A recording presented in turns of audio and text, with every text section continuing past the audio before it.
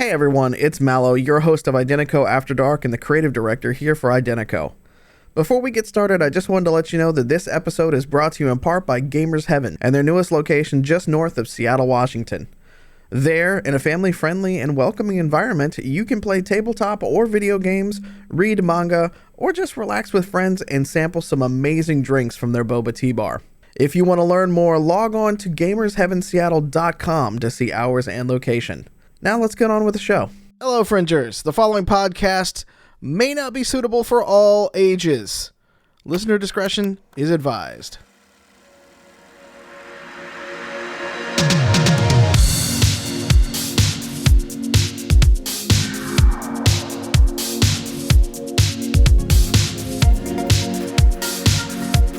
Oh, hello, everyone. What's going on? Yeah. Welcome to tonight's episode of IDENTECO After Dark, a show where we talk about video games, TV, music, movies, and more. My name is Mallo. I am joined, as I am every week, with my co-conspirator, Alex the Humanoid. What's going on, everybody? Bro, we're talking about Hawkeye, bro. That sounded a lot more like, Bakersfield than Hell's Kitchen. No, yes. Hawk, bro. Hawk, bro. Although I think Hawkeye kind of has that, like, he's got that Midwestern vibe going for him. Yeah. That's kind of his thing. He's not really a coast dude, you know, kind of like an Iowa guy. That's true. He's pretty farm raised. Yeah, you can tell. It's got a little bit of the Zidarian from Angel City Stories. But like, bro, what are you doing here? Like, what the fuck, man? Yeah, that's those tracksuit guys, and we're gonna get into that. The tracksuit mafia. So I've got my eggnog because Merry Christmas. I have everybody. My cocoa. Merry Christmas. Okay. We added snow to the background. We're festive. Right. We are. So can we start with the fact that this is a Christmas show? Well, first off, I just want to shout out to King's Coast Coffee. Oh, yeah. And King's Cocoa. Hashtag not a sponsorship, but should sponsor us because they sponsor a lot of streamers. Darkness429. Yes. If anybody at Darkness429 on Facebook and Twitch, if you would like to tell them to come sponsor our show because Timmy is really good and he runs GCX and many other things. But Cocoa's quite nice, so it's very lovely. Okay, Christmas show, the Die Hard of the Marvel Universe. Alex, go. First off, I'm really happy with the idea that they did this as a Christmas show. Yep. And I think later I'd like to chat about kind of the business side of what Disney Plus is doing and why I think they're doing it smart. But branding this as a Christmas show and also putting that time limit. So starting in the first episode where I loved the interaction with his kids, the scene, and we're going to get into some light spoiler territory. Oh, no, okay. This is total spoiler territory. By the way, this is total spoiler territory, just like Cowboy Bebop last week, before we get into it too much. Well, we've both watched, I think we both made time today to watch episode 3, so we are caught up. Yep. I've read everything that I'm going to read, etc. Now we keep going. So I loved the initial interaction, which was a great setup in my opinion, when he's with his kids at the restaurant and he's like, all right, what do you guys want to do for Christmas, right? And they start listing all the stuff like the Christmas movie marathon and all the other stuff and the things they want to do. Like, I loved the way they set up the time frame on this. Mm-hmm. And his sense of urgency. Like, he wants to be done with this. Yeah. I actually think Clint Barton has wanted to be done with this like 7 movies ago. He just has that air about him. Like, it's like that line from Clerks. Like, I'm not even supposed to be here today. Right. You know, we're getting some very Lethal Weapon. I'm getting too old for this stuff. Right? Like, that's kind of the sense that I get, but I like it. Now, this thingy, he was basically retiring when his shit got snapped. And actually, Grandpa Joe brings that up in chat. about when the snap happened. Yep. And what I love about not just this show, but a lot of the Marvel shows they've been dealing with, both, especially in Falcon and Winter Soldier and in here, which is they're really hammering home that Thanos snapped away half the freaking universe. And when everybody got brought back, that was not clean. No. Like, it was not a good day for everyone necessarily, right? Like, yeah, Hawkeye gets his family back, but there's a lot of chaos and crap that comes along with that. Yep. You know, and I love that they're touching on that. I think framing it around Christmas is a great way of framing it. Well, and I like that it's 6 days before Christmas in the first episode, and there are 6 episodes. So, by logic, Christmas will be the last episode. Well, we think. We'll see. I mean, I want him to make it home. I know. I mean, that seems to always be the way. So, one of the other reasons I love the way they're framing this, because they start with his family and his kids. And if you haven't watched it yet, a lot of this show is framed around his time as Ronin. Yes. Which was like a very brief section of Endgame. Yes. Right? Where, you know, Natasha's looking for him, and then there's other stuff, and we know he's doing that. And the thing that I remember from Endgame and kind of seeing what they did there was I was like, no, I totally get where Clint's coming from. Like, I sympathized with him and why he went on his crusade as Ronin during the 5-year interim period, right? Yeah. Where he got this sense of my entire family, not even half, my entire family was part of that 50%, and you gangster motherfuckers didn't go away. Right. I'm going to end you because of that. Well, and I don't know if we're going to get to that in this series or if ever, because we're moving on to, we confirmed before we went live, we're in phase 4 of the MCU. But none of the gangsters and the things went away. So we'll get into some Easter eggs and some controversial. Yeah, we'll get into the fun stuff of guessing what's going on in the series and stuff like that here in a bit. But none of that went away. In fact, in some cases, at least that we're seeing blips of it. And this is where I'm going to give the first Easter egg and spoiler to Daredevil, Netflix's Daredevil. All of that happens roughly in same timelines and things like that. It seems like it's more canon. Yes. So yeah, that's the big one at the end of episode 3, right? Is who's the uncle? Right. Yeah. Right. Let's just jump right into that. Well, let me give a recap of episode 3. Let's recap. Yeah. Okay, so we're gonna assume that you've seen up to episode 3 because the episode 3 came out today. I'm not gonna run through everything in episodes 1 and 2, but episode 3 starts with Kate and Clint still tied up, being talked to by the tracksuit bros. They escape. They have a fight with Echo. This is our first time we've been introduced to Echo. Well, first they kind of give some background on Echo. True. Right? Which I think helps. So you kind of see Echo at the end of episode 2, and then they start episode 3 with, this is who Echo is. Echo is a deaf child, and she's got her dad, who she loves, right? And he's a great dude, and everything's fine. And she, you know, through her disability, like, she becomes this great martial artist, and and then sometime during the blip, during Ronin's crusade, he kills like her father and basically everybody she knows. We think. So well, we know it's Ronin. So here's the thing. I figured that flashback was legit. That Ronin was like, during this period, he was just like, yeah, I'm going to kill all you people. Okay, so here's where we're going to get into a little bit of the stuff. Because this was touched in on Netflix's series of Daredevil, which will become Marvel's Daredevil. And this is where we're going to tie into Spider-Man No Way Home, because there's some stuff there too, which we're going to get to later in the show. So, in the comics, Echo is basically raised by Kingpin. Kingpin is the one that has her dad killed.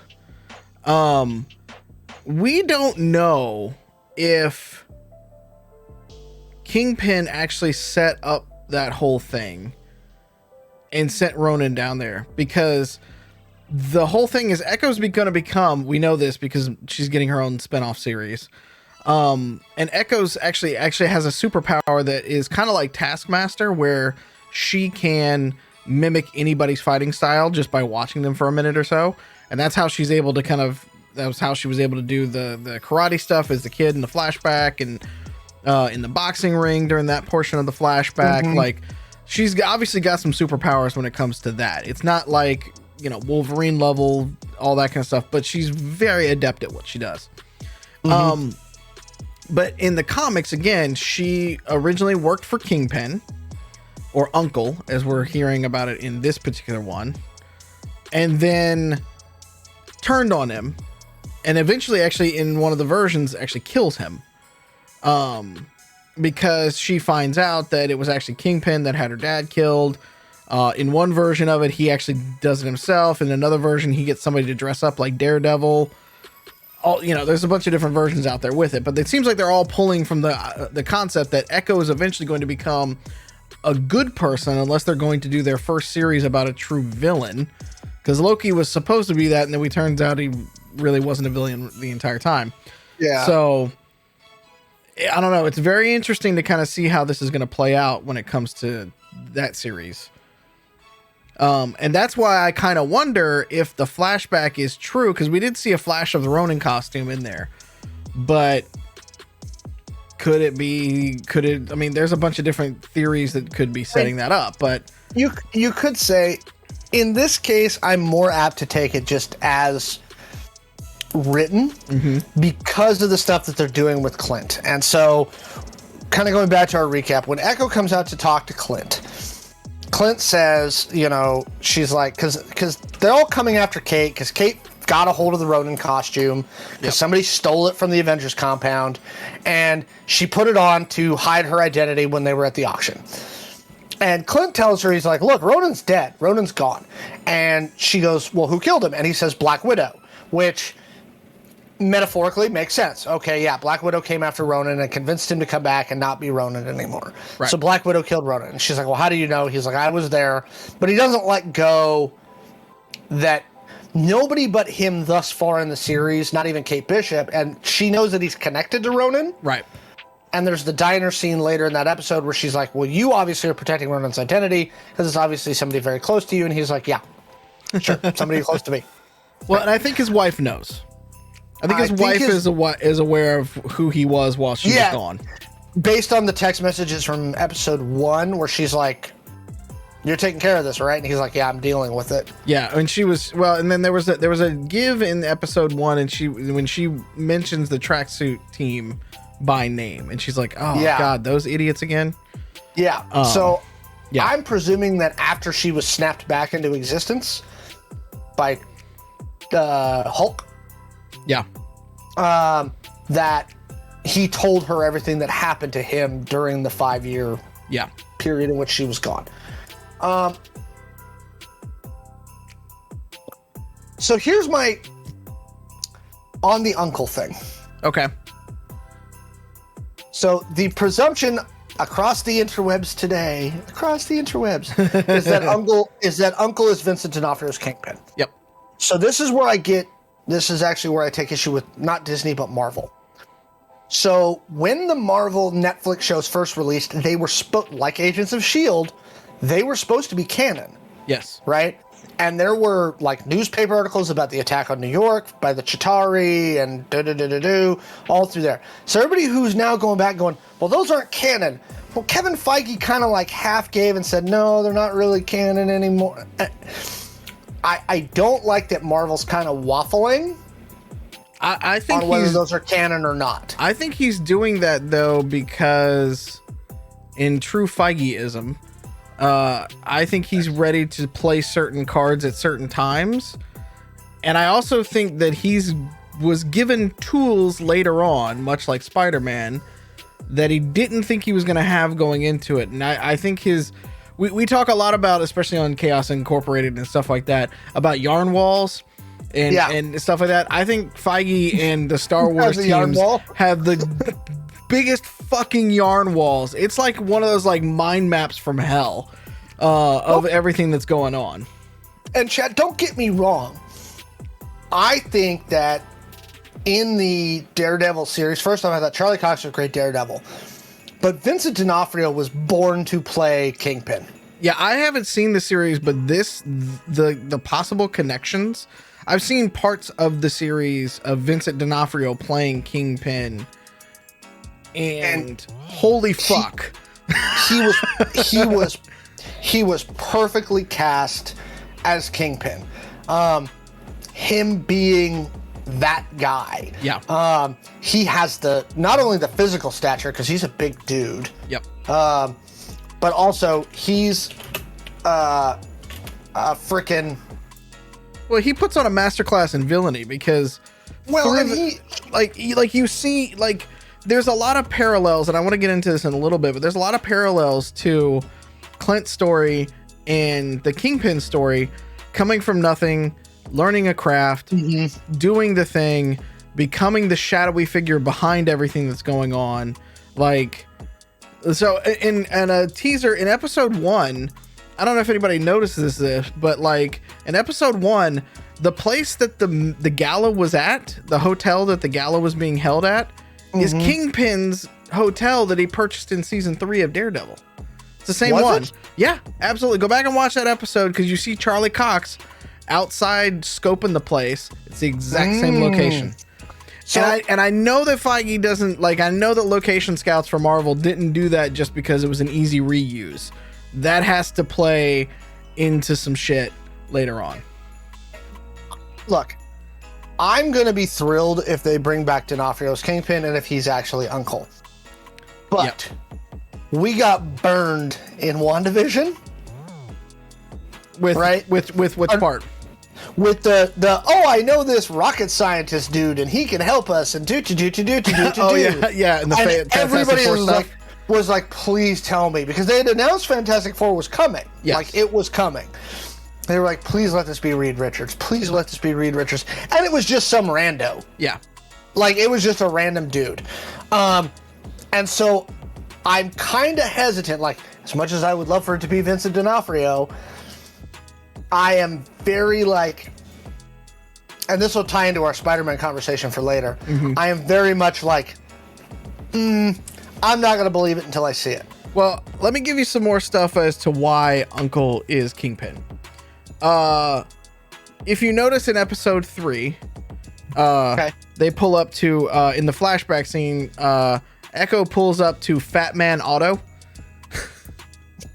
So, and her dad is obviously one of the tracksuit bros, which we know work for the Kingpin. In the comics. In the comics, yeah. And they've been following the Matt Fraction comic series very, very tightly in this particular show, which is great.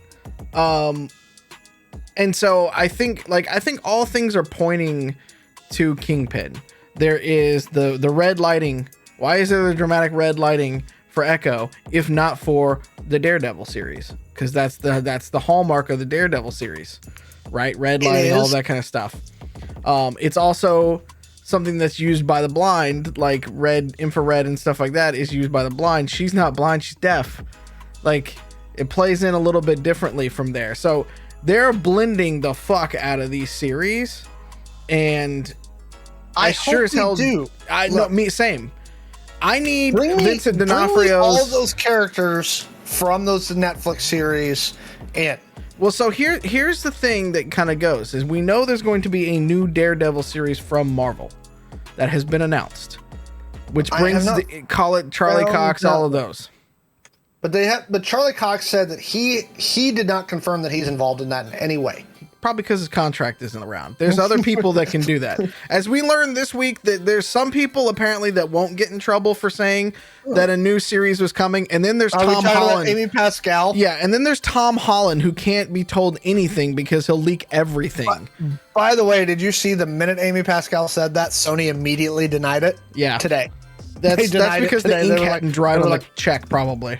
They were like, no, what are you talking about? We don't have any more Spider-Man movies planned. No. There's also this thing in negotiating in business that if you want something to happen, you just put it out there into the world and it's eventually going to happen, right? Probably. So I hope Uncle is Kingpin. I think that would be great. Again, D'Onofrio was perfectly cast. He makes a great Kingpin. He's got the physical stature for it. He's a fucking chameleon. Yes. Okay. Like, who was I? Oh God, I saw a thing. There was a whole big TikTok trend for a little while that was going around because it was how many people didn't realize that Vincent D'Onofrio was the alien in Men in Black 1? He was and so many people were like, what? Yeah. Like, and I used to watch him on Law and Order Criminal Intent. Yep. Right? Because I loved him in that show. Obviously, Full Metal Jacket. Yes. You know, like, the guy is just, he'll gain weight, drop weight, do whatever he needs to do. Like, I'm a buck. Right? Like, yeah, like, he's an amazing actor. So, can I say that it's interesting here too, by the way, that when I was Googling the cast, because I was trying to get to the IMDb Pro page for this, Google actually lists Florence Pugh as a cast member in Hawkeye. So this comes to you and I, we're about to talk about this beforehand, and this is what I think has happened. So we are now, so let's back up a stage. So we're in phase 4. Mm-hmm. Okay. Officially, this is apparently our 5th show of phase 4. Yeah. Right? So it was WandaVision, Falcon, Loki, What If, Hawkeye. By the way, for the record, we blew past exactly what we just said the run of show was going to be before we went on, because we haven't given you our impressions of this show at all. And we're going to come back. So I think it's all going to come down to that post-credit stinger. That's right? That's what you're putting your chips on right now. Putting my money on that, and that's where Florence Pugh is going to come in. It has a good chance, yes. So here's the thing I would like to say. I think so. Hawkeye. So I'm gonna get back to impressions of it, because we've gone through. Yeah. This whole episode was essentially a car chase scene. There was some very touching moments. There was, especially when Clint lost his hearing aid. He couldn't hear his son on the phone. As a father, tough scene to watch, but important, right? Huge character building moment. But essentially, this was like they showed how he lost his hearing in episode 2. Yeah. That was good too, because they were like, "How did you lose your hearing?" And he like showed all those flashbacks of him like Montage getting his ass kicked to his head. Yep. Like they like, me. And I will tell you, as somebody who has hearing issues from explosions, that's a thing. Yes.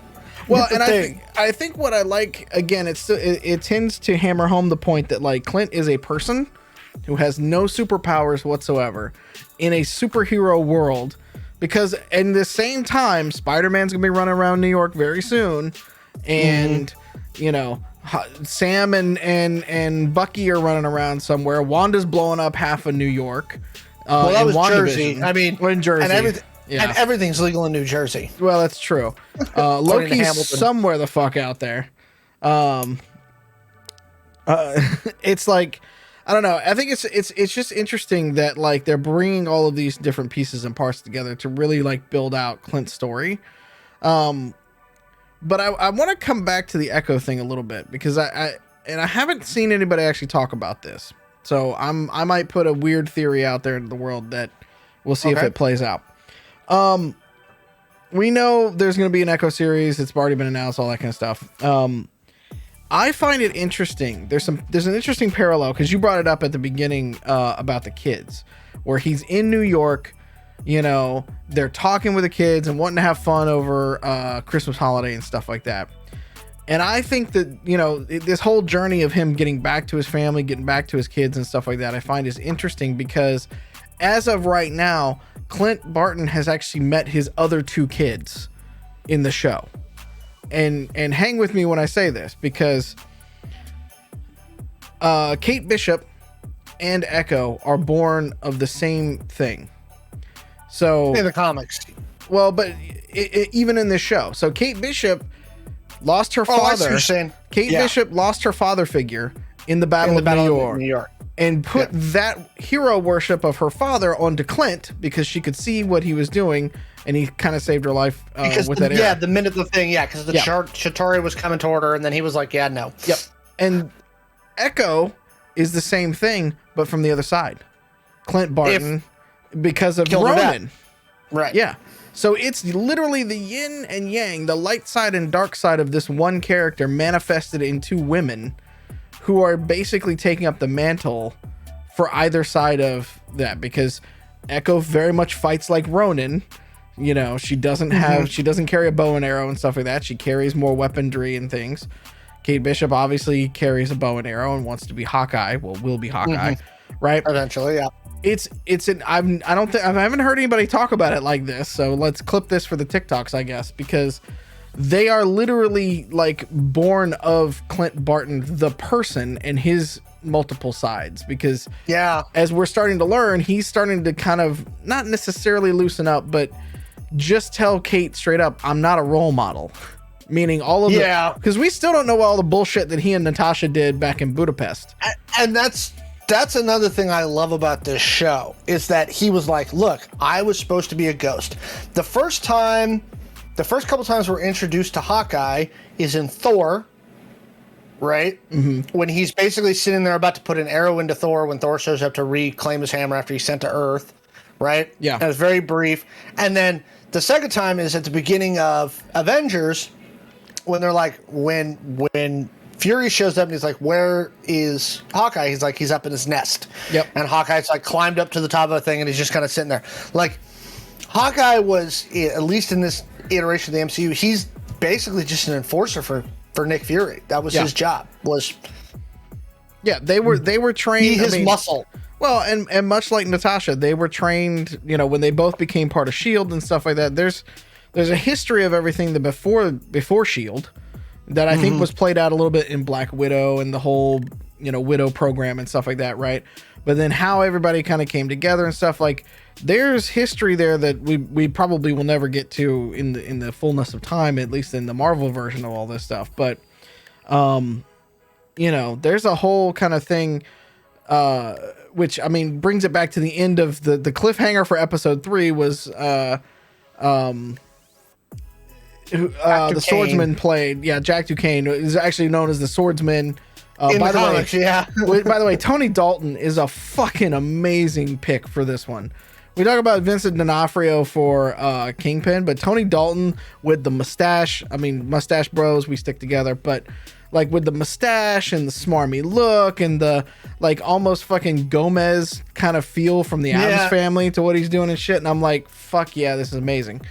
So really loving that fact. But like in the comics, he's the one that trains Ronan and trains Hawkeye when they were in the circus and stuff. So like there's all that background that we just probably will never get to with it. You know, the show ends with, you know, the swordsman basically holding Ronan's sword up to Clint. And we'll figure out how that resolves next week. At the auction, Well, he stole it. He didn't buy it. He actually got outbid. Remember, he stole it. That's right. I have theories about. We'll get to that here in a second. I have theories about that particular character, by the way, and how this. Like, I want to get to how we think the last 3 episodes are going to go and wrap up, because are we really done only 3? Yeah, it's only a 6 episode kind of thing. This is Marvel. To move fast. I think it will. I think we're gonna get a little bit more of a training and arrow montage next episode. Or now that's gonna be episode 5. We're gonna get a little bit of the fallout and the oh shit moment in episode 4, where we're into the middle 8s right now. We're into where everything falls the fuck apart. And then we're gonna start to go quickly to the climax of this. I feel like if they're following the standard 3-act structure. So. Again, overall kind of impression. I think the show's really well done. Yeah. I think that they're doing a solid job. I like Haley Steinfeld in her spot as Kate Bishop. I think she's doing a good job. That dog is adorable. Okay. We're getting so close to him actually having the full name. We got Pizza Dog this episode. Yes. Now we just need the lucky part. Yep. So we're going to get there. Again, Impressions. I think it's a great show. I'm glad they framed it around Christmas. I think it's a lot of fun. I think it shows a lot about Clint. Yep. I'm glad they're finally starting to deal with stuff. Yeah. Like, they're trying to resolve a bunch of, like, hanging shit in these shows. Yes. They did it with WandaVision. They did it with Loki. They're like, there's shit that we just don't have time to get to in the movie, so we're going to resolve that here. Well, and I think, so I kind of want to figure out, and we're going to talk about Phase 4 in a second, but to me, I don't think so. I'm trying to figure out who actually is the big bad in this particular series, because Echo, obviously, and the Tracksuit Mafia, they got beef and stuff like that. I don't think that's going to be the one that ultimately resolves. I actually do think we're going to get Vincent D'Onofrio at some point in time in this series. We might get 2 stingers at the end of this one, because we're finally starting to get to the spy shit that Clint is so good at. This is the other reason why I don't think, while I'm kind of like me on whether they're going to bring in Vincent D'Onofrio, because I think Jack Duquesne is the big bad for this series. Mm-hmm.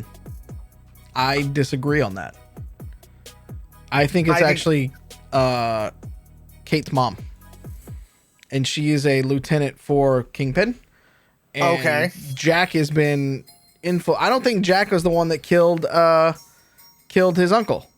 All right, somebody clip that, because we're going to have to come back at the end of the series and do another podcast and see who's right. We'll do it at the first episode of the Book of Boba Fett, because we're going to have our third with Joe on that one.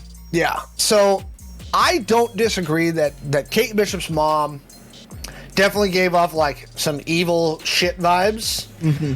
And, like, I run a security company like her mom does is like movie code for I'm a bad guy. Yeah. Like, that's just kind of a well-worn trope. So that wouldn't surprise me. Yeah. Well, and she's like... Her being a lieutenant for the Kingpin is going to surprise me a little bit. Well, if you think about it, right? So in episode 1, when the attack at the gala happened, she seemed completely nonplussed. Yep. When she was messing around in episode 1 with Kate, young Kate, she was showing off a few skills, which makes me think that she actually can fight and may have some sort of powers. Because let's be honest, you shouldn't be that good at all of the things, and Kate really is. Honestly, none of the arrows should be able to fly the way they do, but Marvel physics, yay. Yay. But like, again, in the comics, she was the Masked Madam, which makes me think that she's gonna make it away. What's that?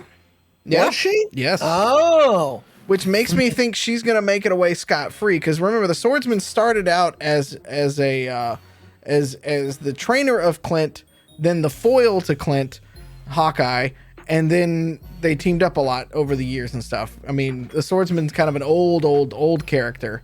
Yeah, I know he's really old school. Yeah, really like Kirby years type stuff.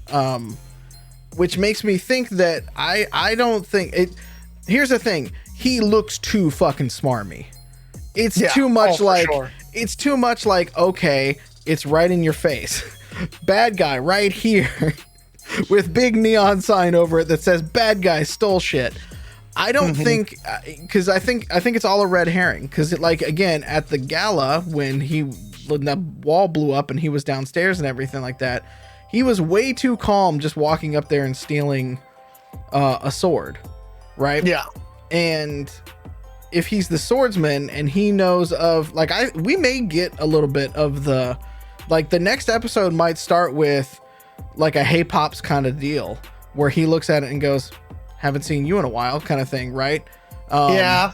That could be really interesting and open it up. I think that he will eventually die at the hands of somebody. In this series, or do you think they'll keep him around for a little bit?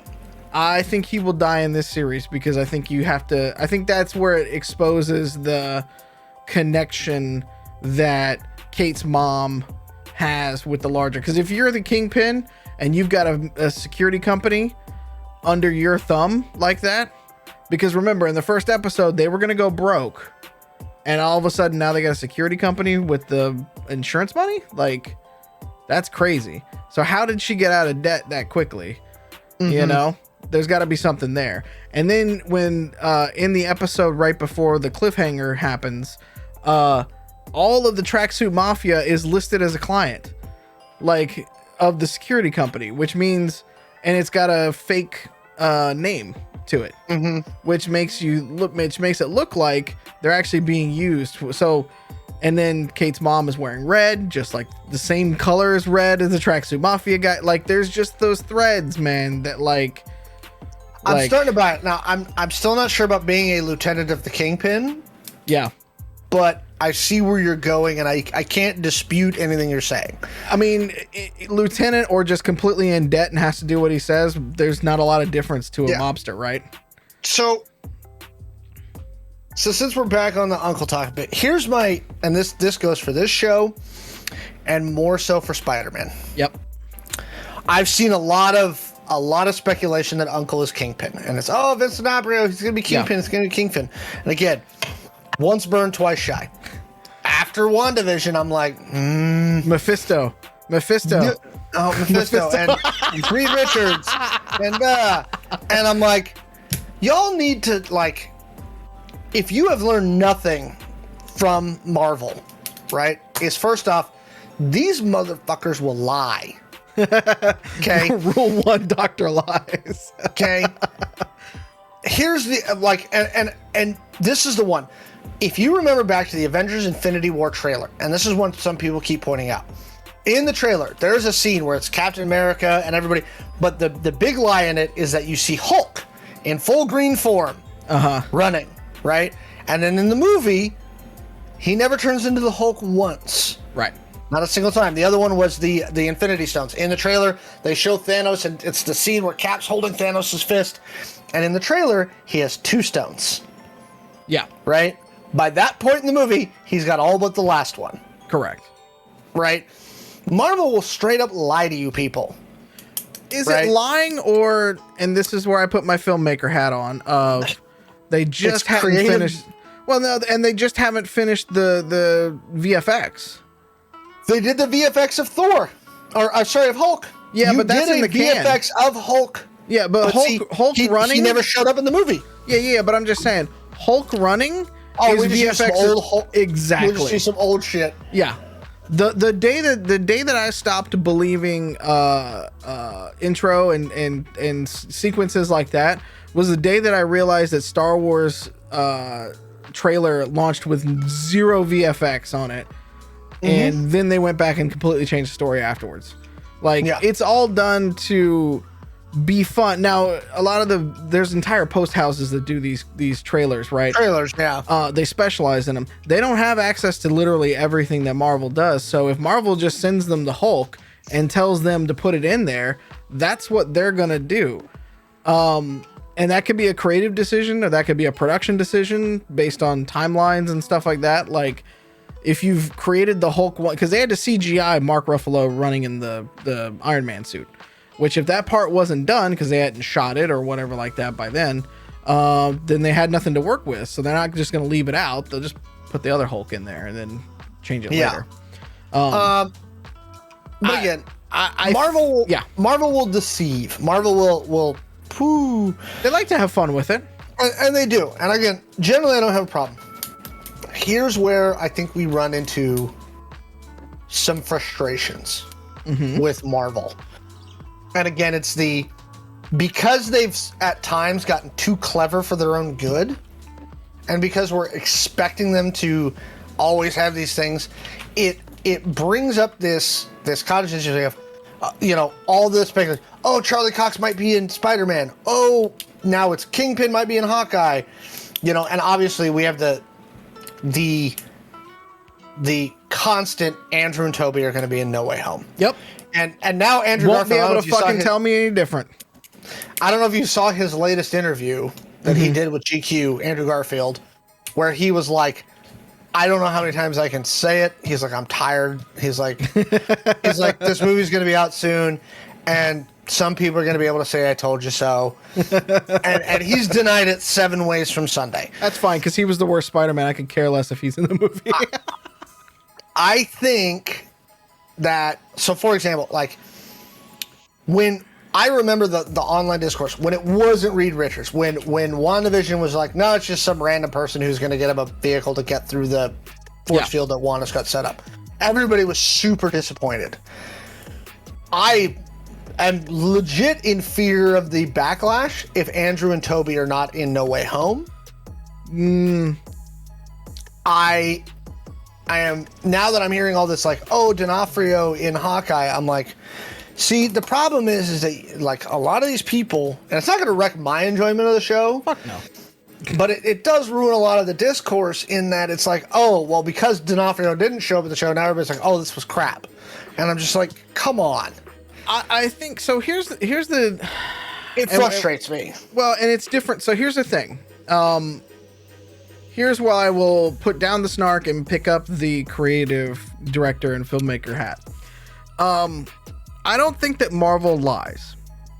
But when it comes to the shows, and even sometimes with the movies early on, before they had Disney Plus, I think they're doing it less with the movies now because they have the production budget to do these shows and do them properly. Kevin Feige will slow play the shit out of this. And so I will not be disappointed if D'Onofrio does not show up in this, but that we are heavily hinting at this. Because that's the thing that Feige and Marvel do so well, is they leave you that one more thing. You know, just like you were saying, what's that post-credit scene? I'm looking for the post-credit scene. Everybody's living for the post-credit scene. And that's not necessarily a bad thing, because you got people wanting to see what's next. So my only issue is, again, if Uncle shows up next thing and it's just a random dude, it's legit her dad's brother and it's just a guy who's a gangster, you're going to see the online discourse go, that's fine. Like, it's loser crap. Yeah, but I mean, as come on, the nerd crowd's gonna lose their crap about everything. I legitimately to follow up on our Cowboy Bebop talk from last week, which, by the way, if you haven't seen it, it's on the YouTube. Go check it out. But somebody was complaining that they changed Faye Ups to the point where that she wasn't using her sexual charms to con people, and I literally read that in a Reddit post, and I'm like, but this version's better. Like, there's nothing wrong with the previous version per se, but like, we don't like, it's a better iteration. So everybody's going to complain about literally everything. And so, you know, I don't think that it's actually going to really slow down Marvel any when it comes to it. So speaking of Marvel, so the reason I keep coming back to post credit, and we could transition to our Phase 4. So in all of our Phase 4 shows, they're building to certain things. Yes. Right? At the end of Falcon and the Winter Soldier, we saw Julia Louis-Dreyfus show up and recruit the guy who is going to end up becoming a U.S. agent. Yes. For those of our comic friends, right? And she's like, oh, you're going to come hang out with me. And then when you watch the end of Black Widow, right, one of the post-credit stingers in Black Widow, the movie, same character, Julia Louis-Dreyfus, who is actually playing the character who's Lady Hydra in the comics. Yes. She finds Yelena. And she's like, how would you like to get the guy that killed... And so it takes place long after the actual Black Widow movie. Yep. It's after Natasha's died. She's like, how would you like to get the guy who killed your sister? And she's like, I want to get him. And she shows Yelena a picture of Clint. Yep. Right? And so my theory here is, whether it's the Dark Avengers or the Thunderbolts, which is the other argument, and we all saw Abomination was in Shang-Chi. Yep. Right? And we know General Thunderbolt Ross is out there somewhere being an asshole. He's going to be Red Hulk. Right? Is whether it's the Thunderbolts or the Dark Avengers, like, I think this is the direction they're going. Yes. With about half of them. And this is what I think. I think you're going to see almost a schism in the MCU. Yes. Where you're going to see kind of this street level, less high stakes kind of stuff. The Dark Avengers, that kind of stuff. And then you're going to see the multiversal level crazy power stuff, right? Yep. The Doctor Stranges, the Wandas, you know, those people who really on a power level structure are on really different levels. 100%. I mean, and you saw this in the first 3 phases though, too. Yeah. Right? You had the Doctor Strange, you had Thor, Guardians of the Galaxy, dealing with like Ego, the Living Planet, all that kind of stuff. And you've got these like super high level kind of things that will eventually all come back to King the Conqueror and eventually Galactus for the big Avengers event. That's probably at the end of phase 4 and 5. So end of phase 4 right now, as it stands, for what's announced. Yep. The last film announced in phase 4 right now is Fantastic Four. Yep. Well, I think there's one more. I think there's one more phase 4 probably after that. Because each phase has generally ended with a big team up. And then an aftermath film. Has it? So, yep. So Avengers ended phase 1. And then Age of Ultron. Yes, Age of Ultron was phase 2.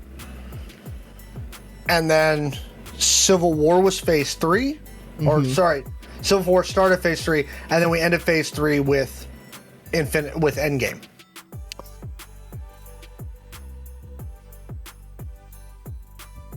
So I think there's still a movie here in phase 4 to be announced. Yeah, and then there was an Ant-Man after Age of Ultron. Yeah.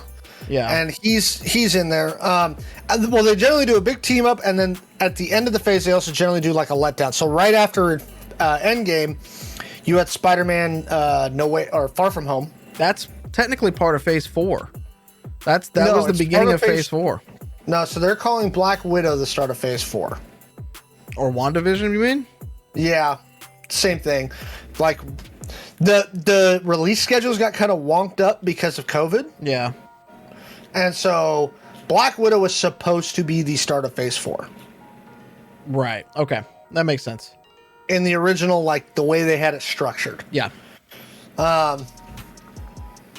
So I think the thing that I think is going to be, I think you're going to get Thunderbolts, because I think we're seeing that come together. The direction they're going. I don't think it's going to be called Dark Avengers just because the branding.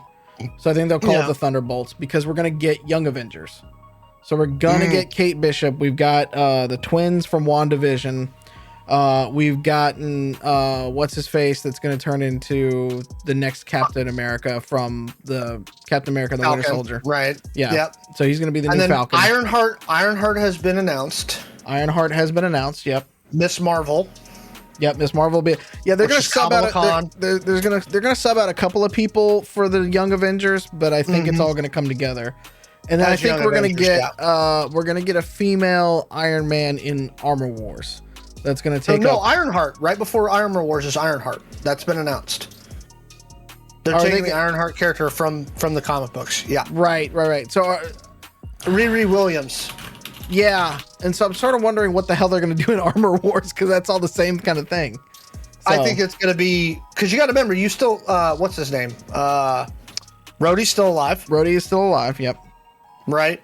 You got, and I think that's Riri Williams. Well, I think you're going to get, so Rhodey's still alive, but I think you're actually going to end up with, that's going to be the Iron Man equivalent into Thunderbolts somehow in that series. I think is what it's going to come up to. Because you've got Abomination, you're going to have Red Hulk, which is going to be Thunderbolt Ross is going to turn into that. You got Yelena as the new Black Widow. As a Black Widow, yep. Kate Bishop to be your Hawkeye type character. No. That's for the evil team. Oh. I'm talking Young Avengers is going to be the thing. I think you're going to get Yelena is actually going to be on the Thunderbolts. So here's our wild card, and one I'm really looking forward to in Phase 4. Where does Moon Knight fit? Fucked if I know, because we've gotten so many people that look like. Tell me that Kazi does not look like a discount Kit Harington. Like when he first came out with Echo, I thought it was too. I was like, what the fuck is Kit Harington doing here? What the shit? I was like, we just saw him. And then Blade, because we got Blade and we got Mahershala Ali, who's going to kill that role, frankly. Oh yeah, for sure. I don't know, because and I start to kind of wonder if it might have some Black Panther pull to it. I don't know. So sadly, last I checked, and I'll verify it right now. Black Panther True production has been halted. Yes, because of COVID and a couple of other things. Not because of COVID. Specifically because Letitia Wright, yes, who played Shuri, cannot get back into the country because of COVID. Because she refuses to get vaccinated. Because of COVID. I'm going to call her out for it. If she would get vaccinated, she could come back in the country and they could resume production. Yep. I'm wondering how long it is before Disney goes, you're in breach. Pretty much. If she's going to stick to her guns so much for that, then we'll figure it out. They'll eventually just be like, we'll recast you. We don't care. We're Disney. Yeah, they're not going to recast Chadwick Boseman, but that's fine if they want to recast. No, but I'm saying like they're not going to recast for his role. Is what I'm saying. Yeah, they're not gonna have another male Black Panther. Nope. Coming out into the series. So, but they will drop Letitia Wright quick, fast, in a hurry. Yeah. Everybody loves Shuri, but but I think we live in a time now where the actor and the role that they play sometimes is harder to disassociate. And if they bring enough shit to it, right? They got away with it early in the MCU because you remember they recasted Rhodey. Yep. It was not originally Don Cheadle. No, it was not. And that changed because Terrence wouldn't come back because of the money issue. Again, I don't put it past Marvel and Disney to be like, get vaccinated so you can get back in the country or we're going to drop you. Yeah.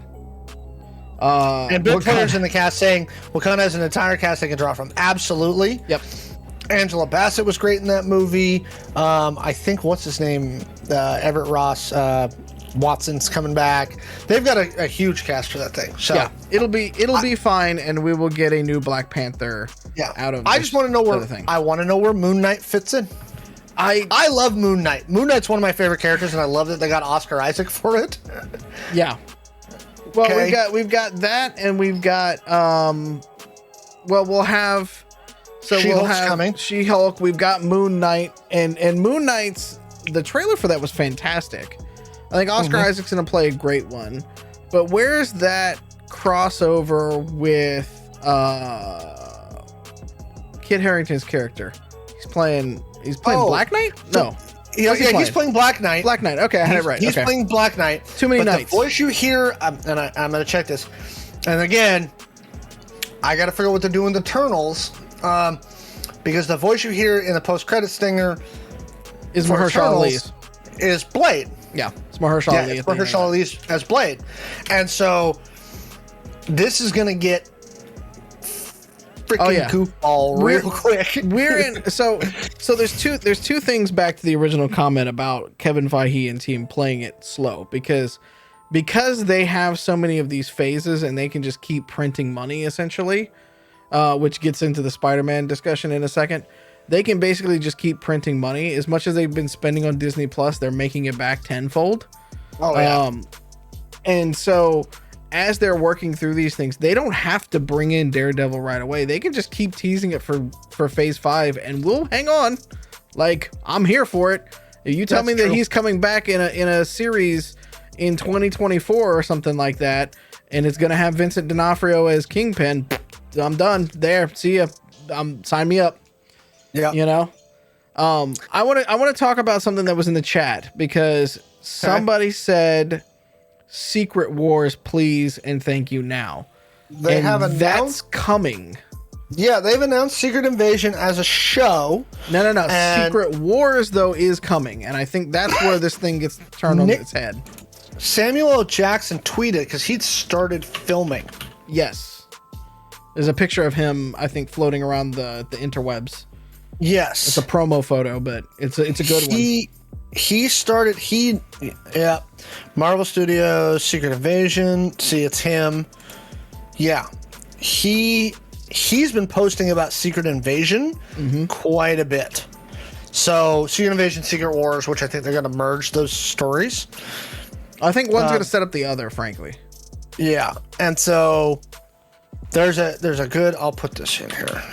Maybe that's the Phase 4 team up, and because we're gonna need the origin story for Fantastic Four, and so that's another interesting one. Also, it was confirmed that Deadpool 3 is in some stage of development. Yes, That's been confirmed by both Disney and by Ryan Reynolds. It's not dead. Yeah. But what I'm seeing basically with Phase 4, and they're probably, I would say by San Diego Comic-Con next year, they're going to announce the beginning of Phase 5. And that's going to give us some as far as hints. what's going to happen. Yeah, because if you look at the end of Phase 4, runs up to 2023, and usually Disney likes to be 2 to 3 years ahead on announcements to give people something to look forward to. Let's talk about next year San Diego, because when they bought Fox, yeah, Kevin Feige said 5 years before I touch the X-Men. I call bullshit on that. Well, here's the thing. Next year at San Diego Comic-Con, yeah, it's 5 years. If they announce out to that, or if they announce next year, it will have been 5 years since the Fox merger.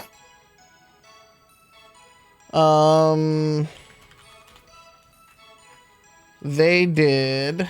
It was announced in 2018. It was completed March 20th of 2019. Yeah, you're right. So, but it won't be 5 years by then. You mean it'll be 5 years before the thing gets announced or gets released? Yep. Okay. That makes sense. Yeah. I would guess that you're probably going to get a preliminary. Mm-hmm. Now, we got a weird thing in that they're doing additional episodes of the X-Men animated series. Yeah, I don't understand that one. Not that I'm complaining.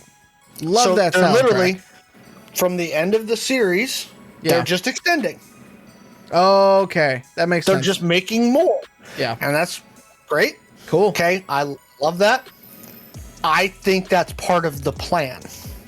Yeah, to as a holdover as they get it going. Yeah, because to then insert a version of X-Men into the current MCU as we're getting to Kang the Conqueror and eventually to Galactus and stuff like that.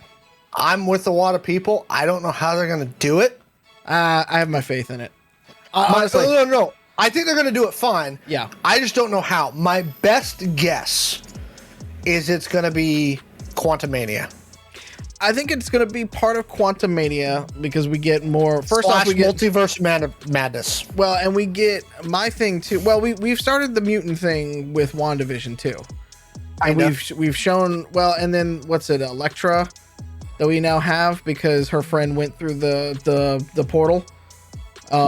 So we're showing the thing of mutants, and Wanda put a whole fucking spell on the world, essentially, like put out that energy, which means something's gonna happen. The question is it going to be young X-Men, or are we gonna get Hugh Jackman as Wolverine again? You gotta remember, he was the one that crossed over from the original franchise back to First Class. Yep. I don't know what they're gonna do. Here's the most important thing, though. I don't think we're gonna know until 2023. God, no. The next year's 2022. I think we'll learn. I think we'll know by San Diego Comic-Con next year. Well, I think we know D23. what they're gonna release. Yeah, but I don't think we know how they're gonna do it until they get into the 2023 stuff. No, and I think we may. Yeah, but there's a lot of money. Chat saying Jackman said he was done after Logan. There's a lot of money that says differently. Yeah, and a guy like him could pull it off. Now, here's the thing. Jackman is an interesting guy, and if anybody was going to be like, no, I'm done, I would buy it from him, right? Where he went, Logan was my swan song. It was the perfect way, and we can talk about that some other time. Chat, let us know if you want us to do a whole cast on that, because Logan was the perfect way to end that character. Yep. It was probably one of the best comic book movies ever made. Yep. I often wonder too, could we get the X-23 back from that? That would be, now see that right there. That's why I'm sort of playing up the because if you get a Young Avengers thing going on, you can bring in X-23 from a different dimension, right? She played an amazing character for that. Or you could go with an X-Men First Class style, but not with Brent Ratner, and do it well, and have the emergence of the mutants happening. So Yeah. I think there's a couple different ways you can play it. You don't necessarily have to bring in like fully fleshed out We Are the X-Men cuckoo Yeah. right? You're gonna have to make some changes Yep. to certain origin stories because it just no longer makes sense. Again, unless you do some weird multiversal shit. So now that we're talking about the multiverse, let's go back to what chat was talking about with Spider-Man. Tip was talking about Defoe and Molina are back. Yes. So, by the way, Jamie Foxx. Yep. I saw a very funny little mini interview with Tom Holland where he was talking about, so apparently they had them on set before they were filming, but they were wearing these big cloaks apparently to hide their appearance on set. And Holland said he was walking around and bumped into a dude in a cloak. It was like, "Hey man, get who?" And then turn around, it was Willem Dafoe. And he was like, "Eep." Like, oh, never mind. I'm excited to get them back too. Yeah. I have two concerns about this film, and I'm looking forward to it. Somebody jumped in. Hawkeye is sure we're both on board. We are both on board. We are. We are. Watch it back on YouTube, loser, or on the VOD after this. You'll catch the whole thing. We've moved on to Phase 4 to finish out the show. We're talking Phase 4 stuff. Specifically, Spiderman. One, this thing is chock full of bad guys. Yep. It's almost like you need 3 Spider-Mans to defeat them all. Well, no, my issue is every time they've jammed this many into a Spider-Man, like Spider-Man 3 with Tobey. Yep. Like Amazing Spider-Man 2 with Andrew. You jam so many villains in, it starts to get a little overstuffed.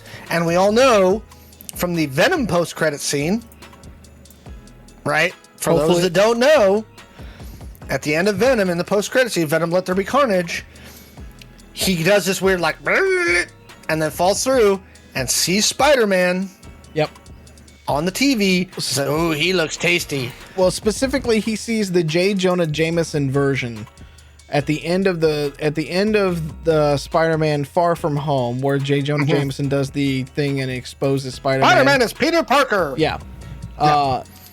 Yeah. So, that version of Venom, and he falls through a portal or does something. He falls through the multiverse, basically. Yeah. It's Tom.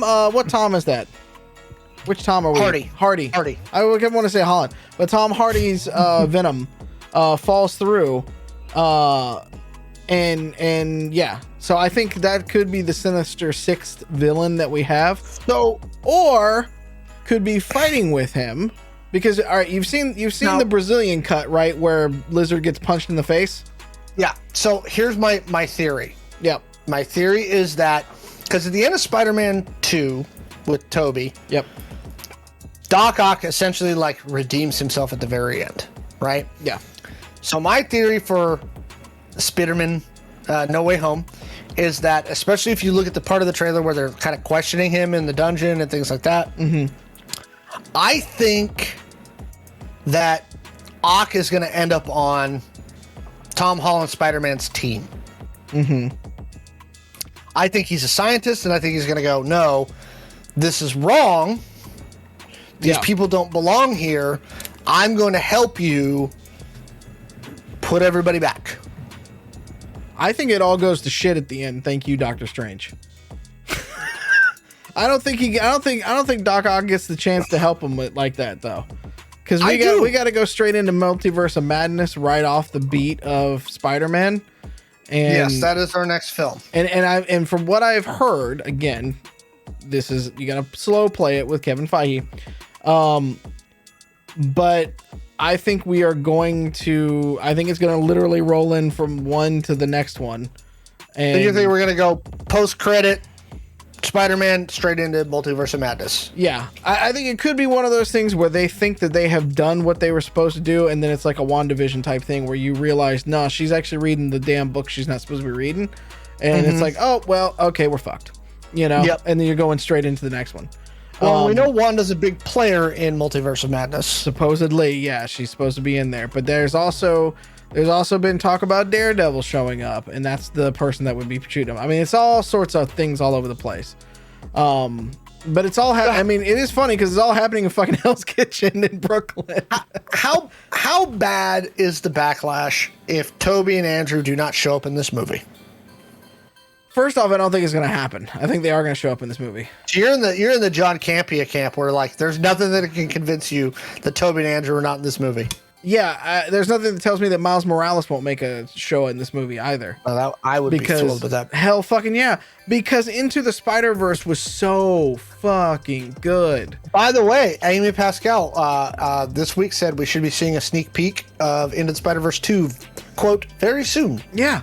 It was so well done. Thrilled. No, so well done. Yeah. And so I think you can do it. That's the thing, is I think if you can pull off the mind-bending craziness that Into the Spider-Verse was. But they don't even need to bring him in from another dimension because they already teased his existence. Oh yeah, no. I'm just saying I think we see him. Like, you could have multiple Spider-Mans and one be Miles Morales. You think he could dude, that would be the twist that would fucking screw everybody up. And if Feige pulls that off, that is the ultimate slow pay, because you got Donald Glover to play Aaron, Miles' Uncle Aaron. Yep. In Homecoming, and you even hear him on the phone. Sorry, Miles, I can't make it. Right. Yeah. So we know, based on that line of dialogue, that Miles Morales exists in the MCU somewhere. Yep. And we know that Stark Tech is out there, and there's actually multiple versions of the spider suit that's going to be used. Right. The amount of Because you got to remember, there was a 5-year gap in the blip where where Tom Holland went away and came back, didn't age. By that point, Miles Morales could be of the age where he could be Spider-Man right now. Yeah. Yeah. Oh. So I've thrown out. Dude. I do think that Tobey Maguire and Andrew Garfield will have some sort of presence. Will they be in a suit? Andrew's the only one that's been like super like, nope, I'm not coming back kind of thing. Tobey Maguire hasn't said much. No, right? He's been silent. He's been silent. Maybe for the better. Who knows? I think that one or both of them do show up. I think we get our Into the Spider-Verse type thing. But my other theory of that, and y'all can clip this and put it out there and we'll see, is that the ghost thing that's punching the lizard could be Miles Morales, and that's how we get it. It could be Miles Morales from this dimension, or it could be from another dimension, but I think that's the only way. I think that's the only way you set this up properly. You know, if Amy Pascal is to be believed, which I do, there's three more movies coming. Miles Morales is the perfect one to carry that, not Tom Holland. Though I do love Tom Holland better than all other Spider-Men out there. He has been, in my opinion, the best one. Yeah. Mojab in the chat was like, you got to have Tobey Maguire. He's meme material. Yes. That's why I think he's there. I honestly do think that's why he's there. I want to jump back because we're talking about Phase 4 now. Okay. Daredevil is likely to show up in the Echo Disney Plus show. Now, I buy that more. 100%. Than him showing up in either Spider-Man or in this show. If you're going to bring back Charlie Cox, I think that's probably the way to do it. Yeah. Well, and Loser missed our discussion earlier about the whole Echo flip from hero, from villain to anti-hero to hero kind of thing, and there's the Daredevils in there in the comics and stuff like that too. So he's touching on exactly kind of what we were talking about. Is like, that is critical. The Kingpin is critical to that. So like, if there's an Echo, like Echo might turn into like Daredevil season 3.5 and set up another Phase 5 Daredevil where she's there and all of that kind of stuff, which would be great. So I'm going to say this, and this is where I want to get into the business side of this. Okay. The way they've structured the release of these shows, especially with COVID, where everybody's been thrown for freaking loops. What Disney has managed to do is trickle it out in a nice, solid. We haven't gotten a huge gap the whole time. Yeah. Okay. Even during COVID, right? And doing the weekly release schedule, running this the way that they've run it, right, has kept it fresh in everybody's mind. It's kept everybody from getting Marvel fatigue, but they have kept up a production schedule with all of their stuff that just keeps it chugging along. I wish Star Wars would do the same thing. Yeah. And I'm kind of frustrated that in the next, so from 2021 to 2023, we will get 10 Marvel movies. Yeah. 10 Marvel movies. 10. And we are going to get a total of 0 Star Wars movies. And there was an interesting article out this week that said... And that frustrates me. No, but there's an interesting article this week that said that's okay, because the Star Wars movies from the prequels to the sequels so far have been jack terrible. And I can argue against that thread all day, but I do think they have made such great strides in the Disney Plus shows to build out great stories that it is fueling that itch. I will argue that one of the 3 best Star Wars movies that was ever released came out under Disney's watch. Rogue One. Still one of the best Star Wars movies of all time. Plain and simple. Great film. So I think there's a few things that have been released or talked about for Phase 5. Let's look. As far as I know, it is, well, we know there's going to be the X-Men stuff that'll get pulled in some way. We know there's going to be the New Avengers or Young Avengers or something like that. So Blade, we know, is Phase 5. Yep. Well, no, actually, I think it's actually mentioned for Phase 4, I thought. They're calling it Phase 5 now. Okay. Based on the thing. All right, I'm pulling up Phase 4 as well. So I've got Phase 4 up. Okay. So... Because I have Blade coming in Phase 4 in 2023 alongside Quantumania and the Fantastic Four. So Fantastic Four does not have a release date yet. Quantumania is the last movie that has a release date. Fantastic Four has been announced. It's in production at some point, but they have not announced a release date on it. We don't... Moon Knight, they haven't released a date, but I've obviously started filming. All they've said is it's confirmed sometime after Guardians of the Galaxy Volume 3, which is Cinco de Mayo in 2023. Right. So, and the last one is Ant-Man and the Wasp: Quantumania, which is expected to release in July of 2023. Mm-hmm. So that's the last one that's got an actual release date. Mm-hmm. Blade, we know, is coming. If you believe Ryan Reynolds, Deadpool. A lot of people believe that it's either X-Force and Deadpool or something along those lines. That might be another way to bring the mutants in. Yeah. So there's definitely. So here's the things that we do know are coming. We know we're getting a Captain America movie with new Captain America. Yep. Yeah. Sam is. They are doing a movie. Yep. We know that we're getting Captain Marvel 2 at some point. We know that's the Marvels. What's that? That's the Marvels. Yeah, but that got moved. I don't think that's released anymore. It doesn't have a release date. We have Miss Marvel. Yeah, no, we have Captain Marvel 2 was supposed to be November 11th of next year. Now it is, the Marvels is now February 17th of 2023. Okay, so it got slid. So that's we know we're getting... Yeah. Yeah, so we know we're getting Eternals 2. We know we're going to get a Shang-Chi 2. They haven't announced Eternals 2 yet. I thought it was already announced. I was fairly certain we had it. As far as I'm concerned, I read the plot synopsis to Eternals because it's not on Disney Plus just yet. I can be done with that whole series already. And again, it's so esoteric. It does set up Galactus and all of that kind of stuff, but it does. And here's the thing: I want to watch Eternals, and like you, I watch it. It's not on Disney Plus.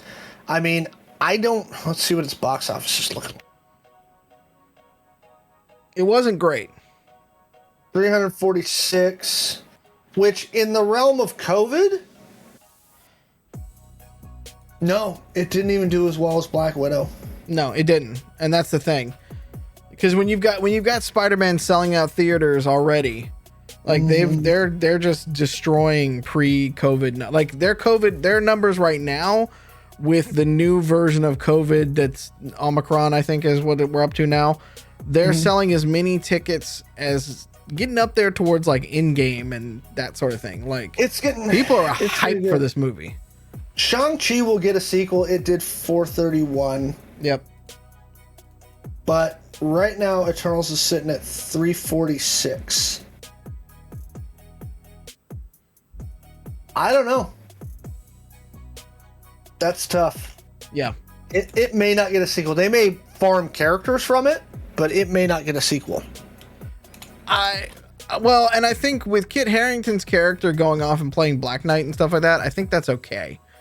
I think you're going to see the pieces and parts of this in the galactic, because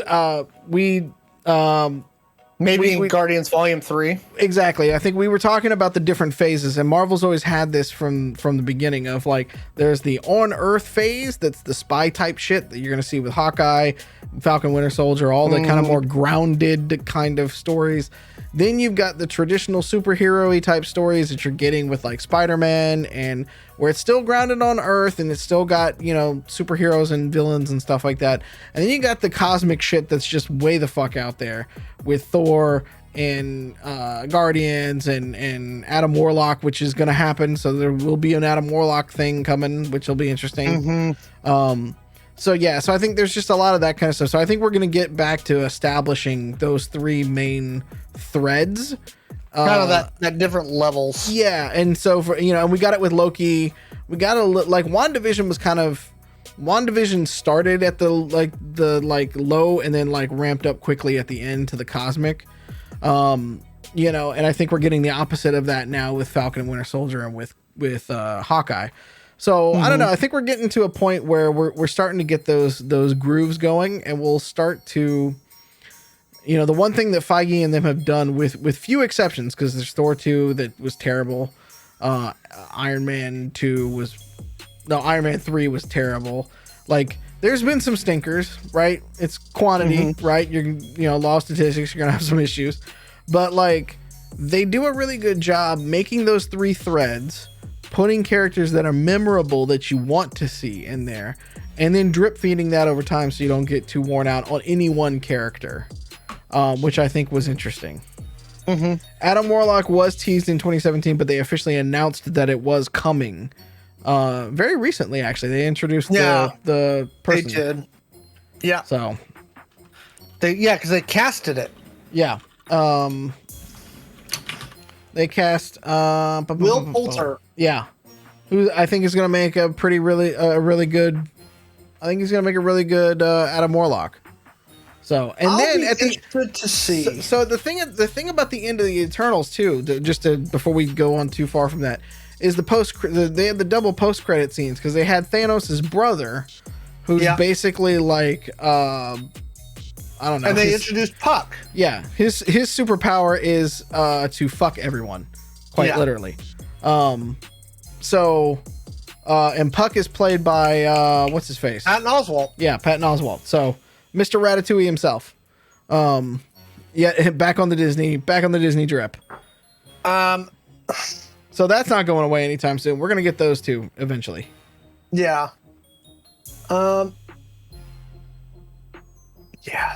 There's so much going on with their stuff. Just so much.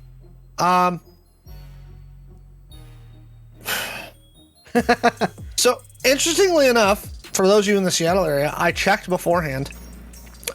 There are still tickets available for opening day for Spider-Man. You can go see Spider-Man opening day here in the Seattle Metro. It's there. They haven't sold out yet. They're pretty close. It's pretty tight, but you can still get tickets for reasonable prices. So there's not a huge oversale on by some the of way, this stuff. But that actually brings you something else. I actually was watching a thing earlier today. So Variety one of the industry groups, and Variety reported on it, did a huge survey.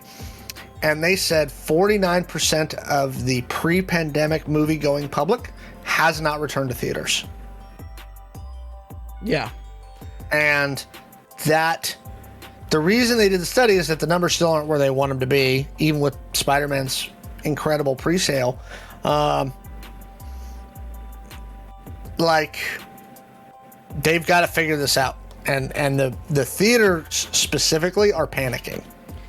I mean, they took a huge hit during the pandemic, during the height of it, and they're not recovering very quickly. The numbers just aren't there. I mean, I will say this as somebody who is, I get my booster on Friday. That's what I was just looking. I was like, can I go on Friday? Yeah, I'm getting my booster on Friday. I've been very good about dodging this thing for 2 years now. We're going on 2 years of this shit. 2 years. And I know a lot of people are acting like it's over with. We ain't even gotten through half this yet. I'm telling you, I don't want to be a Debbie Downer, but we're not halfway through this pandemic, frankly. We joked about it in the Discord about we're more, there's only a few more Greek letters left, and I'm like, yeah, but then we get to see Kang the Conqueror at the end of this thing. Like, it's kind of that way. I think there's two things that are hopping this, is that streaming is a much easier way to get into people's hands directly. It's much easier nowadays to get a good soundbar to reenact the theater experience. Now, yeah, to counter that, both everybody that's done it during the pandemic, both HBO and Disney, who had the big pushes at it, the numbers of people who stream it is still not making up for the difference. Well, that's because they're doing these weird premium subscription things. HBO didn't. HBO released them straight up. Yeah, but what was HBO's big one that they wanted to win? So there was a couple things that they released this year.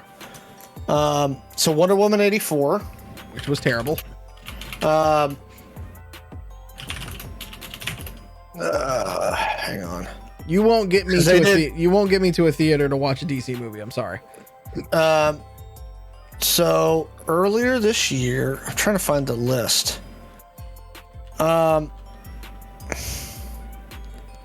New movies.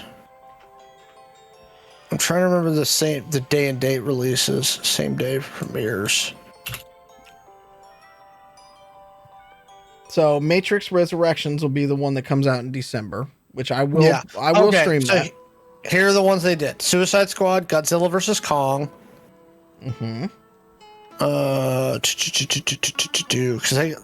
Okay, here we go. Judas of the Black Messiah, Godzilla vs. Kong, Mortal Kombat, In the Heights, Space Jam, Suicide Squad, Dune. And then the last four that they've got this year that are coming is Many Sins of Newark, King Richard, Cry Macho, and Matrix 4. None of those I would have gone. Maybe In the Heights I would have gone to the theater to see, because I love that story and I love Lin-Manuel Miranda.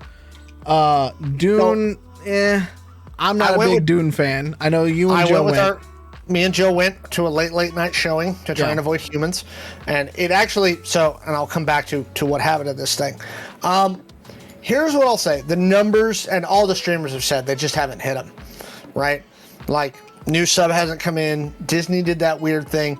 Now here's the thing with Disney's thing: I paid for it a couple times during the pandemic, because especially for my kids' movies, right?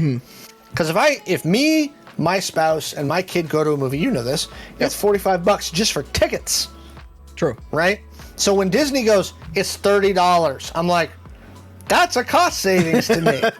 Okay? That's true. I will pay that. So I did a couple times during the pandemic when they did those Premier Access BS. Now here's the other thing about the Premier Access, and this is where I think Disney made a mistake. It made it look like it was like an iTunes rental, where you had 24 hours. Yeah. Right? No. You could watch it as many times as you wanted until the standard Disney Plus date. So, like, we did it for Mulan, because my daughter wanted to watch Mulan, the new Mulan movie. You get it over and over again.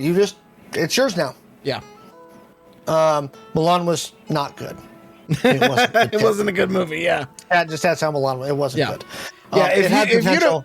If you'd have put Star Wars Rogue One in Premiere Access, Yeah. done. I've been back to the theater twice. You were with me. The one thing I rented out a private theater for my kid's birthday. We limited access to people who were vaccinated, and we all wore masks. It was for my daughter's 7th birthday. We had an entire movie theater, and there was 16 of us, 15 of us. Yeah, we were spread out, thankfully. Right. So, and then I went and saw Dune. Those are the only 2 times. So coming back to Dune, here's the issue with the movie theaters. You cannot control people. Nope. I went and saw Dune in the theater, and I remembered certain things that I hate about the theater. There were these 2 kids, and they're probably 15 or 16, and I was like this when I was 15 or 16. I was an obnoxious little shit, right? But literally up and down at least 6 times during the movie. Yeah. Like, stand up, full height. I'm a teenage boy. Gotta make my presence known, right? Peacocking you know all the way the fucking around. Oh, yeah. Fuck yeah. On their way in and out of the theater. I'm like, motherfucker, sit the fuck down. Yeah. Like, can we... So, I'd have given you $5 if you'd have thrown a drink at him and said the spice must flow. If you would have made me the offer ahead of time, I probably would have done it. Like, hit people. So it really does. You can't control people. Yeah. We figured we were going to have an okay time because it was so late at night. Yeah. Right. I think our showing started at 10:45. That I was like, there's going to be like 8 people in the theater, and they're all going to be wanting to actually watch the movie. Nope. And that's the downside to the theater experience right now. Yeah. It sucks. Yeah. And it's expensive. Yep. It's and if you pay for one of the premium theaters, it's even more expensive. Right. It's the amount of I have to go and deal with the theater, which means I have to be around people. I have to deal with them sitting next to me sometimes, which I definitely, under pre-COVID, I didn't want anybody sitting next to me. Only person I'm sitting next to me is friends who I even at least try to keep one seat in between us so I can just lean over and do.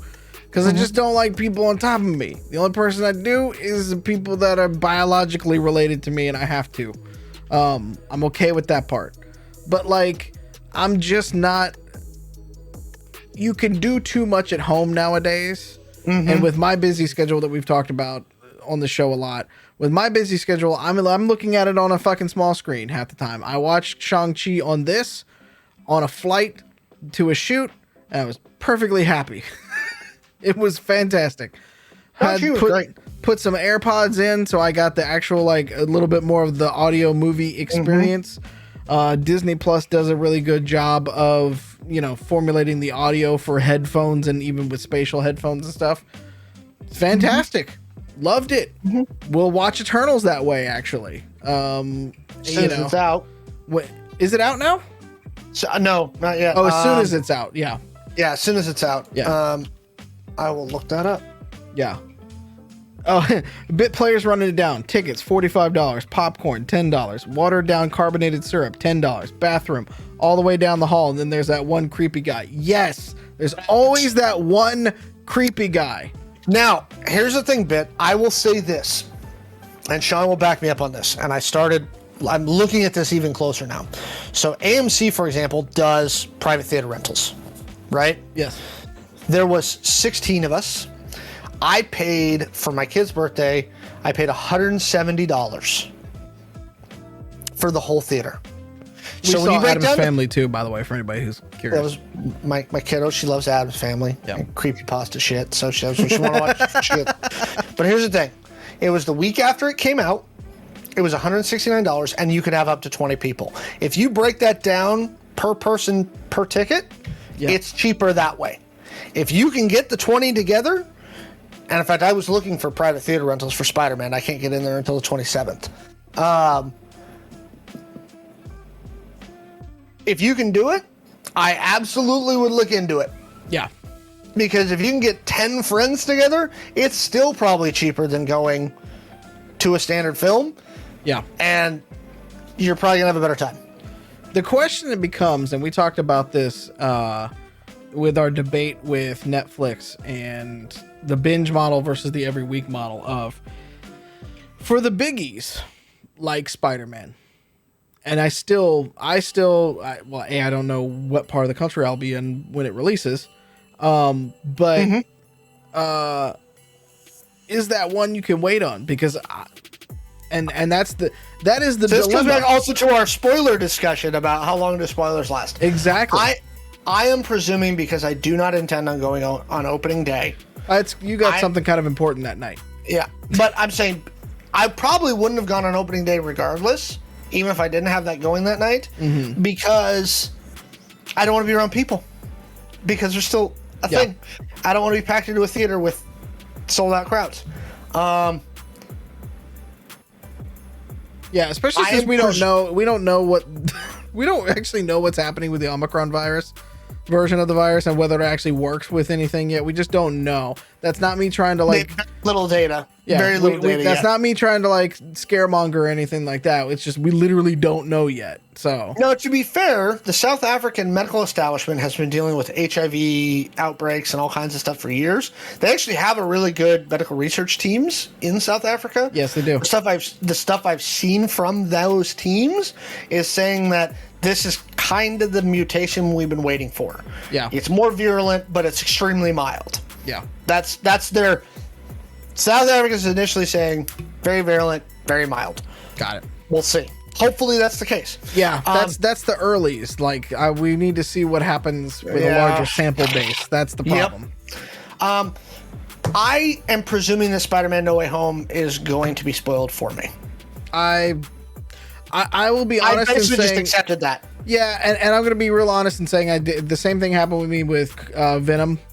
I just watched there's several YouTubers that I watch that I wish I had the dedication they did to make YouTube videos, because I don't know how hard they work. I imagine they work pretty hard, especially on weeks where it's Spider-Man mania and stuff. But man, do I enjoy watching their videos and doing what we're doing right now and being like, is the Kingpin uncle? And just debating the nerd shit of what could happen, because I love that kind of stuff. It's fun for me. That's also why, subsequently, while I'm never let down when it's not what I think it is, because I know I'm making random ass theories and thoughts, just like I did with Game of Thrones, and that was a letdown. But not because it wasn't what I thought it was gonna be. It was just if Uncle picks her up and it's Kingpin, fantastic. I will jump off my couch. I will jump up and down. Okay. Yeah. And I will be thrilled. Right. I love those moments. Yeah. Again, I'm presuming No Way Home, I'm going to know what's going to happen before I walk in the theater. I'm not even going to try and avoid it, because I just don't think it's going to be possible. To me, and this part of it to me is the journey too. Well, yeah, I was going to say we got to this in the spoiler cast episode last week. Is it's still not going to change. I know how Cowboy Bebop ends, but it does not change my enjoyment of how they get there. And how they pull it off from a writing, a set decoration, an art direction kind of perspective, visualization. Yeah. When I was much younger and Star Wars was getting me started in the filmmaking and storytelling and stuff, I would rewatch it 50 million times just to notice all the VFX, practical and otherwise. And so there's all these different things. That's why I like watching Pixar movies, because I'm like, they pulled that off these days? Holy shit. And so for me, that's just me personally. I know others want to be surprised with the story and stuff like that. I think I get just as much excitement, even if it was spoiled ahead of time. But, to be fair, that is a legitimate issue that we're having with this theater to no theater kind of thing. And I don't want to proclaim the death of theaters, because I know that in post whatever, whenever we can get in post-COVID era, so assuming we can ever get to a post-COVID era, I think people are going to want that ability to have date night and stuff like that again. So interestingly enough, the number one reason listed after COVID in this study that was done was actually cost. Oh, absolutely. Yeah. And the thing that the theater, specifically their industry groups, the theater owners groups, who I actually know what the name of it is,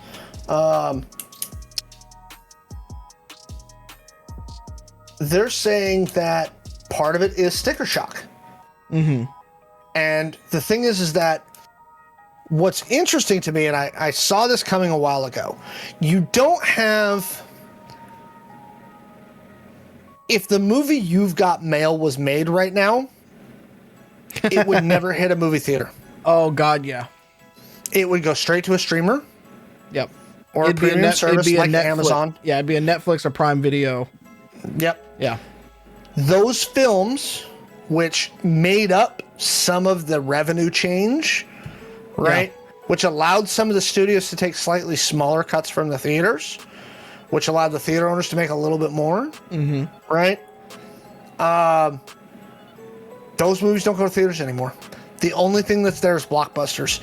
And those movies cost, I'm curious, let's see, Spider-Man No Way Home. Has to be a couple $100 million at least in production costs. Budget.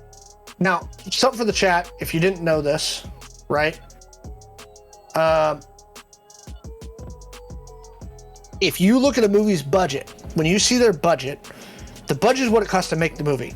On average, for a blockbuster type movie, they spend that amount again on marketing. Double the budget, take the budget, and just do that same number. That's what they spent on marketing. And sometimes it's actually twice the amount they spend on the... Right. Yeah. Now, Spider-Man, they actually may have cut their marketing budget a little bit because they don't need to. They're getting so much earned media from YouTube, Twitter, TikTok, everything. They're not worried about it. Yeah, well, you say that. I'm not seeing many TV spots. Like, I don't see the same level of TV or internet advertising for this one that I've seen for a lot of other stuff. There's still a number of TV spots that are out there that are $1 million a pop to run. And every time that Tom Holland and Zendaya go on a show, oh yeah, they get paid to do that. They don't go on there. This is not a chat show out of the spoiler alert. Behind the curtain, if we wanted to interview any of them, we would actually have to pay them to come onto this show. They don't do it for free. Assume so it's $250 million budget, right? Which is tame for Marvel, right? Which is pretty tame for Marvel.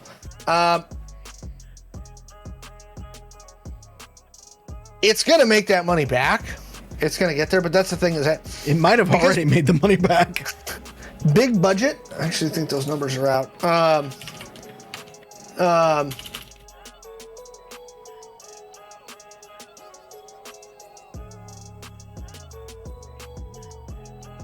So, how much have they sold? It's got the highest since Endgame. Yep. 200. Nope. Looking to see if they've got a number yet. They haven't said. They have not said yet. Highest pre-sales since Endgame, though. So there you go. It's going to make its money back. That's the only movies left in theaters. It's the only ones anybody goes to. And so that's jacked the ticket prices up because these studios have to make the money back. Yeah. And that's what I was saying about the streamers is that they saw during the pandemic. Like, HBO Max wasn't releasing stuff and getting enough new subscribers when they released the Suicide Squad or whatever to make the budget back. When they did Black Widow on Premier Access, they didn't make the money back. Yeah. That they would have in a normal situation. That's true. And so, as of right now, even though, again, I think Premier Access for Disney Plus specifically is a good deal for what it is you pay $30 and you can watch as many times as you want and you don't have to go to a theater, and that's still cheaper than movie tickets. I think that not enough people have adopted that philosophy yet. I think it's gonna come, and I think that the blockbusters, the standard rom-coms that you were talking about earlier, those are all in your Netflixes and your Prime Videos and stuff like that. They're gone. They're not going to make it to movie theaters. There's no way or reason you would spend the money to get them in there. You are not going to see When Harry Met Sally in a movie theater. Yeah. And I think because I don't think, and one of the reasons, this is a whole nother thing, because we're going to wrap it up here in a second, but this is a whole nother thing. I don't think that the movie theaters is going to be the destination post-COVID for teenagers to go out and make out. I think that you're going to get more people at home or in different places. Because let's be honest, not another teen movie, scary movies, all those kind of things used to be the tent pole for when we were kids and teenagers growing up, to be like, I'm just going to go check out the latest flick because why the fuck not? There's nothing else to do in small town America on a Friday night. You got different choices now to do those kinds of things. And I think that you're going to see entertainment change to a way that, you know, we're much more transient people nowadays, and we're much more on the go and having to have access to things that are on the go. And you're going to start seeing more of these things. The blockbusters, they're going to turn them into entire events and things like that. It's going to be a whole viewing parties and these kind of things. I think that you're going to get post-COVID. That actually is something I would pay for. Yeah, but that's what they're going to do. That's going to be, they're going to shift from the marketing budget to let you know about it per se, or they're going to cut a little bit of the budgets for the production side of it. And then they're going to put that into like making these things into event spaces and working with the theater owners there. That's my prediction. You guys can clip it and we'll come back to it in a couple of years or so. I know we got some great ones for the Hawkeye predictions and Spider-Man predictions and stuff. I charge you to put that out on the TikTok because you know that better than I do. But put those out there and tag me on that, and y'all can hold me to it. That'll be my Hawkeye and Spider-Man predictions. Oh, we'll see.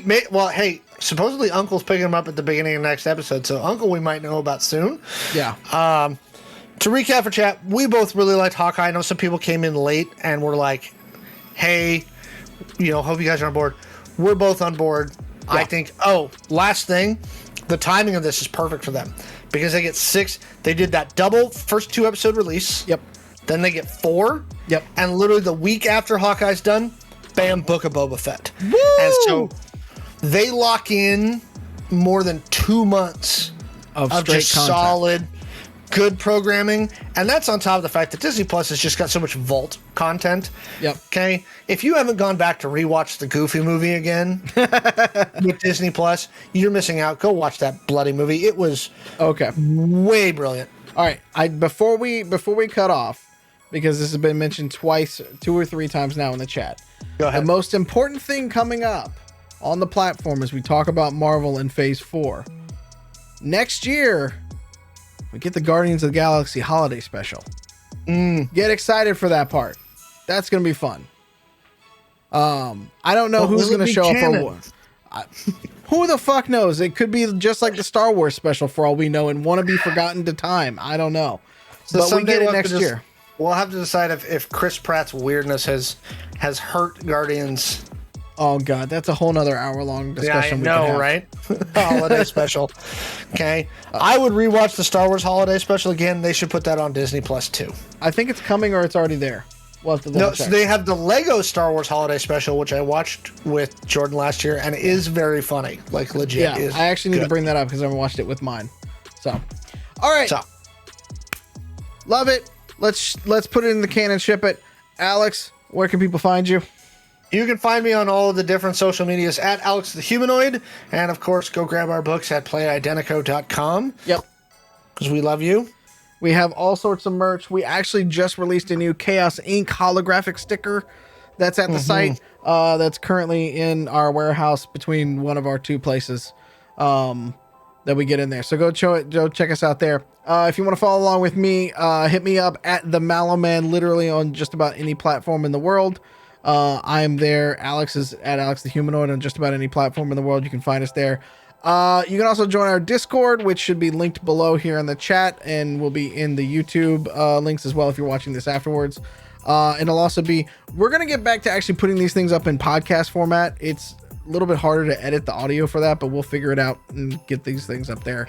But there is in YouTube an audio format. If you're a premium subscriber there, you can just listen in audio and you can just hear us in the background. Latest episode of Chaos Inc. is up on YouTube as of Monday. Right now. Yep. Is up there now, and we should have another one shot.